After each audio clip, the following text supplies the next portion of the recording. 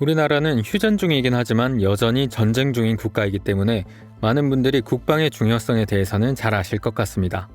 역사적으로 볼 때 전쟁의 승패를 가르는 것은 결국 과학기술이었는데요.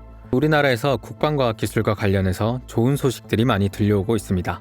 지난 7월에는 폴란드에 최소 10조 원이 넘는 국산 K2 전차, K9 자주포, FA-50 경공격기를 수출하는 계약이 성사됐죠.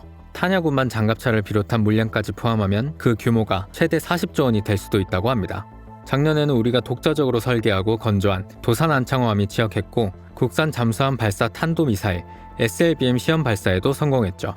이로써 우리나라는 세계 8번째로 SLBM을 개발한 나라가 되기도 했습니다. 가슴이 벅차오르는 소식이지 않나 생각되는데요. 이런 국방기술과 관련해서 보다 보니 스텔스 기술이 눈에 들어왔습니다. 막연히 적에게 보이지 않는 전투기라고는 하는데 형체가 너무 커서 당연히 보일 것 같은데 안 보인다고 하니 어떻게 된 일인가 싶었죠.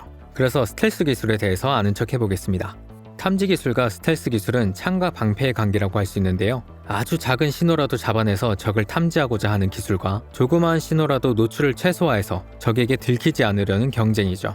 실제 군사기술에서는 가시광선뿐만 아니라 음파, 적외선, 레이더파와 같은 신호를 이용하여 탐지하는 기술과 그에 대한 은폐 기술이 종합적으로 다루어지고 있습니다. 스텔스 기술에 대해 약간의 오해가 있는 것이 스텔스 기술을 적용한다고 해서 비행기가 눈에 보이지 않는 것은 아닙니다.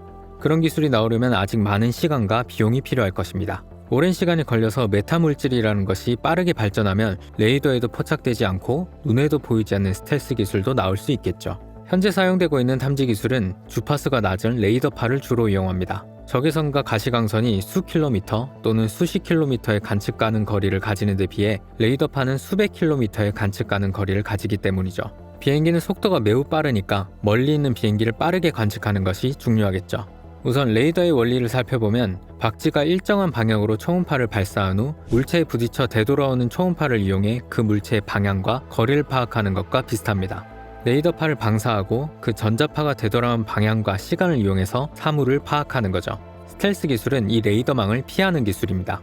물체가 있어도 레이더파가 반사되어 되돌아가지 않도록 하는 기술이죠. 스텔스 기술은 다양한 방식이 있는데 처음 만들어진 것은 레이더파를 상대방 레이더가 아닌 다른 방향으로 반사시키는 방식으로 만들어졌습니다. 반사된 레이더파가 안테나로 들어와야 거기에 물체가 있다는 것을 알 수 있는데 다른 방향으로 반사시키게 되니 탐지를 할 수 없게 되는 거죠.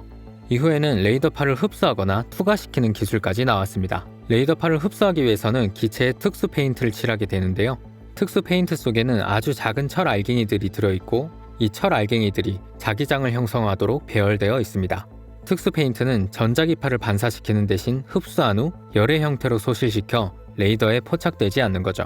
그러다 보니 다른 방식으로 탐지하는 방법도 연구가 되겠죠. 비행기는 아주 빠른 속도로 날기 위해 엔진을 사용하게 되고 거기서 엄청난 열이 발생하게 됩니다. 이 열을 활용해서 비행기를 탐지하기 위한 적외선 탐지도 발전하고 있죠. 그래서 이 열을 숨기기 위한 기술도 개발되고 있습니다. 스텔스기의 엔진을 기체 속으로 집어넣고 엔진에서 나오는 열을 냉각해서 내보내도록 설계가 된다고 합니다. 이렇게 창과 방패의 대결이 계속되다 보면 진짜 눈에도 보이지 않는 비행기가 개발되는 날도 오지 않을까요?